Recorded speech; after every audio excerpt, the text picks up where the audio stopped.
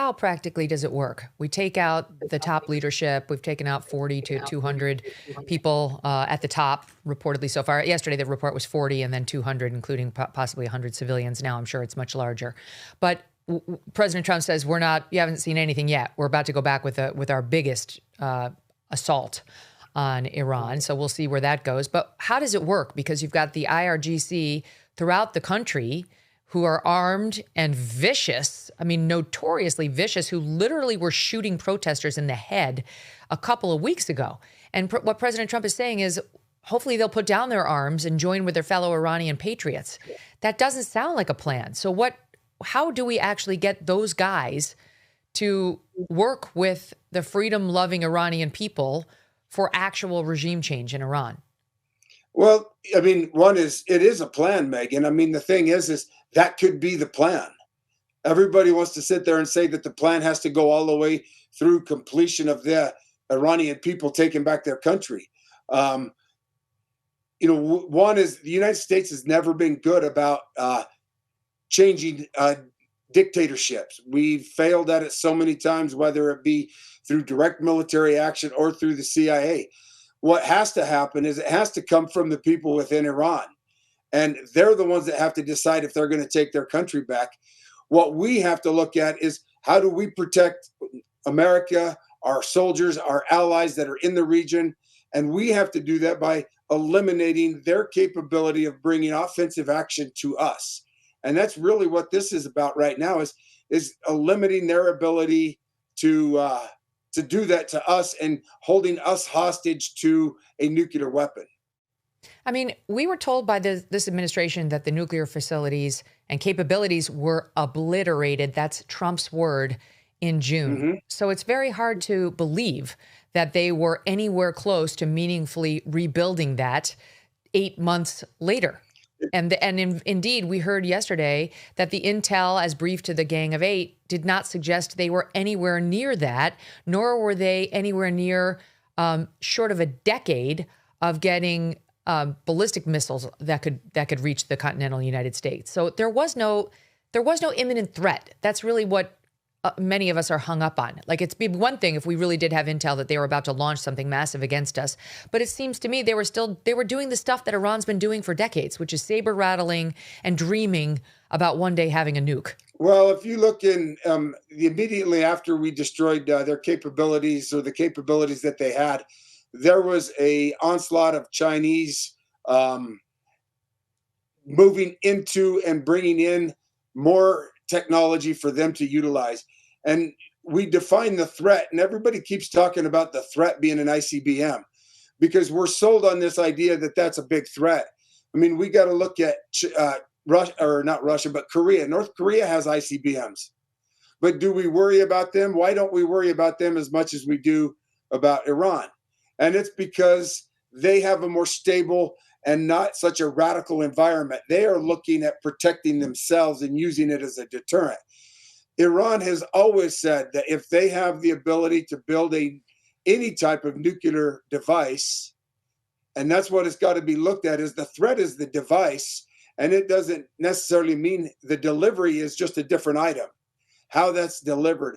And with the fact that we had open borders over the 4 years of the Biden administration, the amount of people in sleeper cells that have came into our country, and that can pose a threat internally. All they have to do now is provide that source to those sleeper cells that are here and use something like that, whether it be chemical or nuclear, and are going to have a problem that is 10 times worse than what 9/11 was. Imagine if they took a oil ship, a transport ship, and put a nuclear device on it, floated it into New York Harbor under the guise of another country, and blew that up. What would we see there? Something 10 times worse than what 9/11 was. And we cannot allow that to happen. And if Well, I we agree with have the that. But ability, what happened to we obliterated everything? well, I mean, come on, do you think that we really did? No. And how hard is it to rebuild a small nuclear device? Maybe I was naive. I believed the president and the secretary of defense. I believe them both. Yeah, and They repeatedly, it was the left that continued running around saying, these are lies, these are lies. They didn't obliterate. And those of us who believed in President Trump and took him at his word, and Pete Hegseth, were defending them, saying, we believe them when they say that it was annihilated. We talk about the bunker busting bombs. We played the presser with Pete and, and Dan Kane. And now here we look like fools because they're like, oh, gee, or no, they were about to drop a bomb on us. What does it take to build a dirty bomb? How long does it take to have that if you have the material? We know they didn't get rid of all of the material, I'm sure. We've seen the BDA that showed the obliteration of their ability to build an ICBM, to be able to take it to that level. What we're looking at is there's still the threat there of other devices and other capabilities. And if you have the opening to be able to allow the Iranian people to take back their country, and if we see that happen, I mean, right now we've seen what Iran has done has even solidified the relationships that we have with other countries in the Middle East that much more. Something they did not ever expect was Bahrain, Qatar, Saudi Arabia becoming an ally to fighting Iran. We're at a position that but here's the thing, Mark. Nobody mentioned anything about a dirty bomb until, like, President Trump spoke twice on Saturday. Once again, the administration put out messaging on Sunday. Then the president spoke again yesterday. Marco Rubio spoke yesterday. It took 3 days for them to finally be like, and maybe a dirty bomb. Like, this was... Nobody said, here was President Trump's, can we play the soundbite that we played yesterday, Deb saw 2 or 3, whatever it was. This is what President Trump said was the reason. This is how he explained why we had to do it on Saturday morning. Our objective is to defend the American people by eliminating imminent threats from the Iranian regime. For 47 years, the Iranian regime has chanted death to America and waged an unending campaign of bloodshed and mass murder, targeting the United States, our troops, and the innocent people in many, many countries. It's been mass terror, and we're not going to put up with it any longer. Iran is the world's #1 state sponsor of terror and just recently killed tens of thousands of its own citizens on the street as they protested. It has always been the policy of the United States, in particular, my administration, that this terrorist regime can never have a nuclear weapon. I'll say it again. They can never have a nuclear weapon. They've rejected every opportunity to renounce their nuclear ambitions, and we can't take it anymore. We're going to destroy their missiles and raise their missile industry to the ground. It will be totally, again, obliterated. I don't believe the dirty bomb story. It would have been in the initial justification if it were true. Well, the thing is, though, is, I mean, you got to look at it like this, Megyn. What threats have they always had or tried to develop? Okay. We want to sit here and stick on, okay, and because I'm not an advocate for war by any means. It is not what we should do unless we have to. Okay. But the history of Iran since 1979, when the mullahs took over, they have done nothing but try to kill Americans. And if they got a nuclear weapon, what do you think that they would do with it? Would they use that as a deterrent for us to attack them? Or do you think after all of the history that we've seen of them, they would use it to destroy Israel and destroy America? And I have no doubt that that's what they would do. I mean, Iran would fully understand.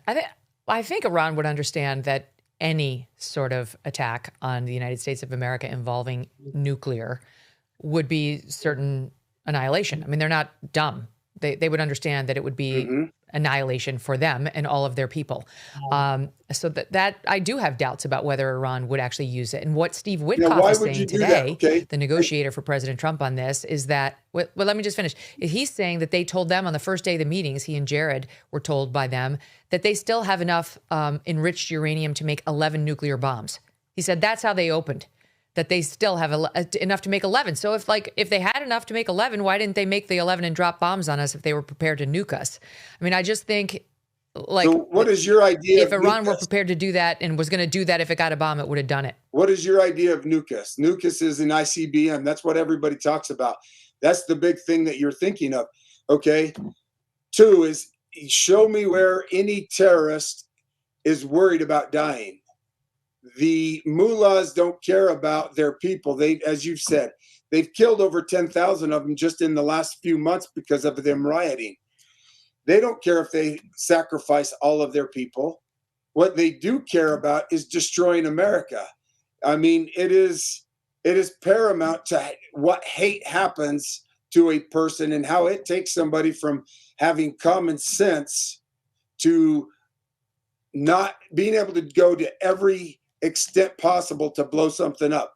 I mean, I've been in the Middle East in and out of 40 years.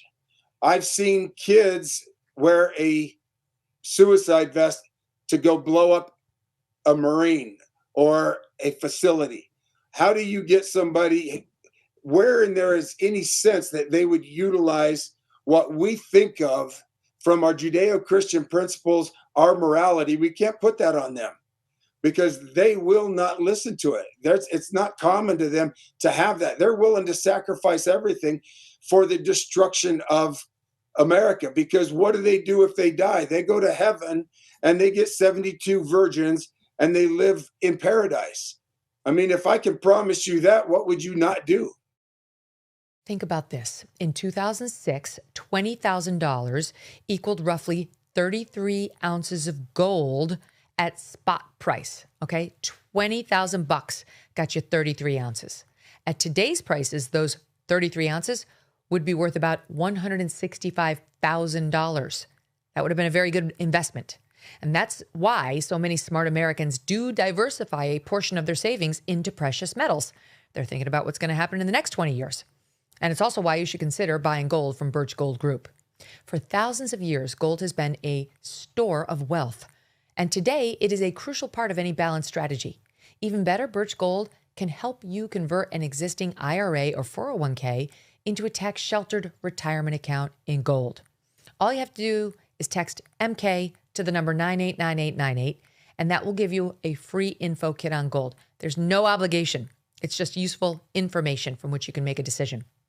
With an A+ rating with the Better Business Bureau and tens of thousands of happy customers, let Birch Gold help you diversify with gold.